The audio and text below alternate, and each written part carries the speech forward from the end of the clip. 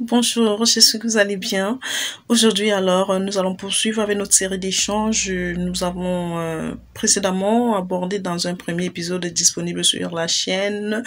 un sujet relatif à la loi des finances 2025 et nous allons le poursuivre dans un deuxième épisode d'aujourd'hui. Mais avant, je suis Flora et pour ceux qui veulent en savoir plus de moi, je les invite à bien vouloir consulter la description sur la chaîne.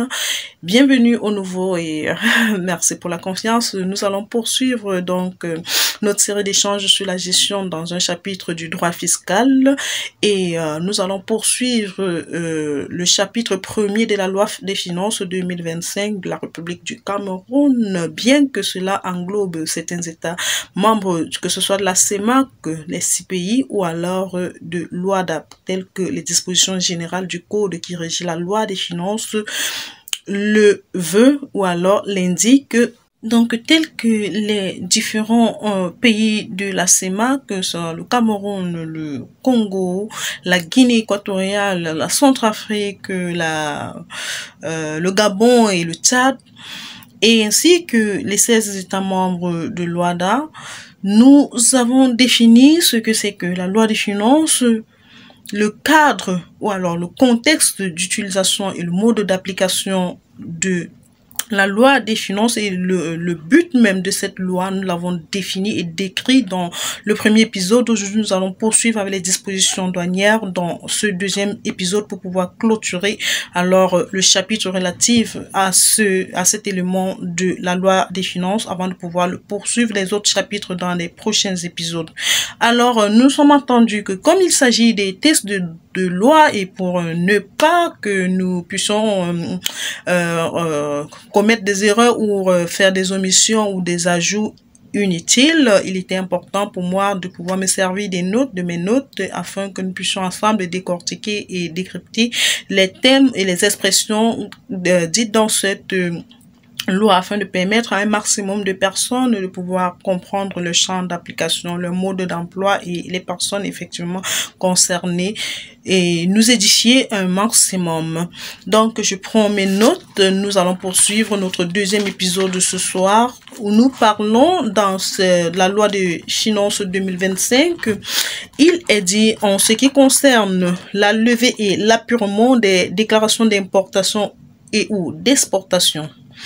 que en prélude à toute opération d'importation ou d'exportation de marchandises dont la valeur FOB est supérieure à 1 million de francs CFA, les opérateurs économiques sont astreints conformément aux dispositions des articles 53 et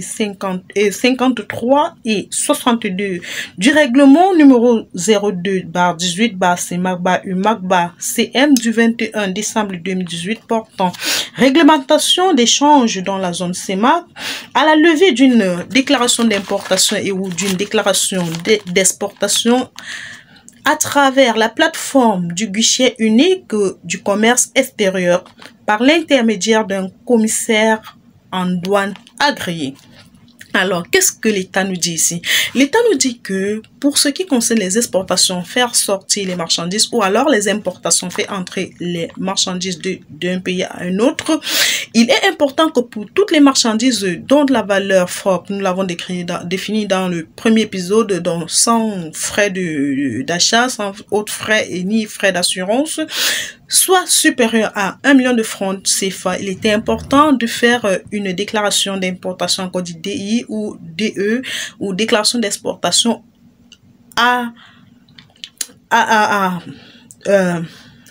auprès d'un agent, d'un commissaire en douane agréé. Pas faire sa déclaration d'importation, pas faire sa DI ou sa DE auprès de n'importe qui, auprès d'un commissaire en douane agréé, c'est-à-dire un commissaire certifié certifié par l'État camerounais ou alors par l'État du pays membre de la CEMAC concerné. Donc là, c'est ce qui est dit là en ce qui concerne cet élément de droit de la loi des finances. Dans le même article, il est dit pour toutes les importations ou les exportations d'une valeur FOB supérieure à 1 million de francs CFA non couverts par une déclaration d'importation ou déclaration d'exportation est passible d'une amende de 50% de la valeur imposable des marchandises concernées, à l'exception des importations relevant du régime des franchises, des droits et taxes de douane conformément à la législation en vigueur. Donc, dans le même article de la loi, il est dit que pour toutes les importations d'une valeur forte supérieure à 1 million qui n'ayant pas fait l'objet d'une déclaration d'importation ou d'exportation d'une DI,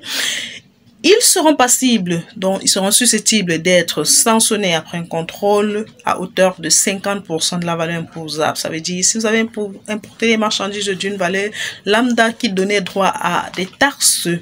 d'impôt d'une valeur de 1 million de francs CFA et que vous n'aviez pas fait votre déclaration d'importation ou déclaration d'exportation, vous devriez payer une amende supplémentaire de 50% de sa valeur de cet impôt qui devrait normalement être payé. Si c'était 1 million de francs CFA, vous devez être amené à payer 1 500 000 francs CFA. C'est ce qui est dit dans cet article de loi.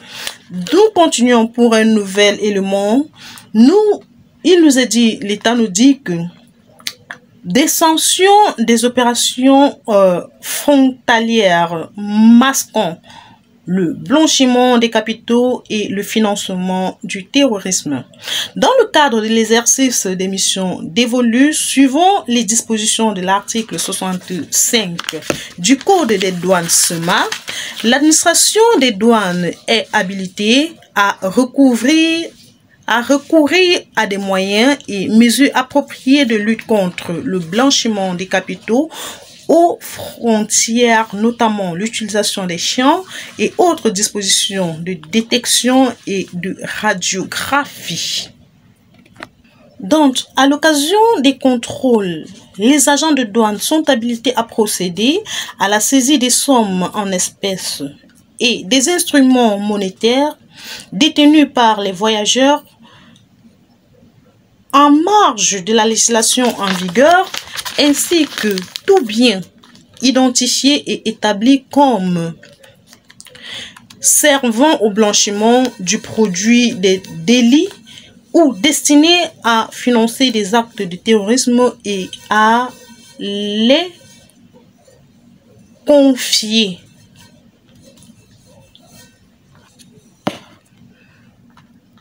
Autant pour moi, et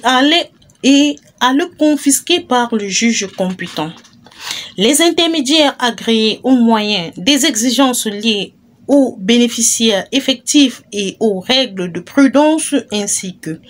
les acteurs de la chaîne logistique et de la chaîne logistique et du dédouanement qui ont connaissance de l'utilisation des opérations douanières à des fins de blanchiment de capitaux et ou de financement du terrorisme sont tenus d'en informer l'administration des douanes par alerte confidentielle sous peine d'engagement ultérieur de leur responsabilité comme complice ou intéressé à la fraude. L'État nous dit dans cet article de la loi que pour toutes les opérations douanières ou alors pour tous les contrôles douaniers qui donnent à identifier des sommes d'argent indues pouvant être catégorisées de blanchiment d'argent et ou autres moyens électroniques de paiement pouvant être qualifié de blanchiment d'argent ou de fraude et ou d'argent devant servir au financement des actes terroristes, que pour tout agent de douane confié au contrôle de ces actes-là ou alors de ces opérations qui a l'information et qui ne le saisit pas le juge compétent pour l'informer afin que les concernés puissent en être saisis et être sanctionnés. Ils seront donc qualifiés comme des complices et ou alors des complices à la fraude et seront susceptibles d'être sanctionnés de par le manque à leur responsabilité ou alors la faille à l'exercice de leur responsabilité. Je crois qu'on se comprend très bien dans cet article-là. J'explique autrement. Si vous avez un frère qui est contrôleur de douane et qui identifie des formes indues, non justifiées, qui mettent en doute et qui ne saisit pas son supérieur, donc le juge compétent pour pouvoir signaler de l'existence ou alors de la présence de ces argents ou de ces éléments pouvant être qualifiés dans la catégorie des blanchiments d'argent ou alors de fraude et tout ce qui a été décrit dans cette loi, votre frère, votre soeur, ça pourra être une dame, sera qualifié de complice à la fraude et pourra être sanctionné. Et maintenant, l'État dit, le code de loi dit, il est important, étant donné que nous connaissons comment nous fonctionnons, nous les humains, de le faire en toute discrétion pour ne pas que cela engage notre vie personnelle en dehors de notre travail. Donc, quand l'argent de douane chargé du contrôle doit détecter ou alors identifier un élément comme du genre tel que décrit dans l'article de loi, il doit saisir le juge compétent en toute discrétion pour pouvoir signaler de cette présence qui se chargera de l'affaire afin que le contrôle ou alors la suite de l'action puisse être faite conformément à la législation. Alors, pour finir pour ce jour, nous allons parler des sanctions de la communication des informations fausses ou erronées à l'administration des douanes. Nous disons, l'article de loi nous dit, dans le cadre de l'exercice du droit de communication particulier prévu à l'article 105 du Code de douane CEMAC, les personnes requises sont tenues de transmettre à l'administration des douanes les informations précises, exactes et exhaustives sollicitées, suivant les formes et les délais prescrits. La communication d'une information inexacte ou incomplète pourtant détenue par des personnes requises par l'administration des douanes dans le cadre de l'exercice du droit de communication particulier est assimilée à un acte de complicité ou d'intéressé à la fraude et sanctionné conformément aux dispositions des articles 452 et 453 du Code des douanes CEMAC,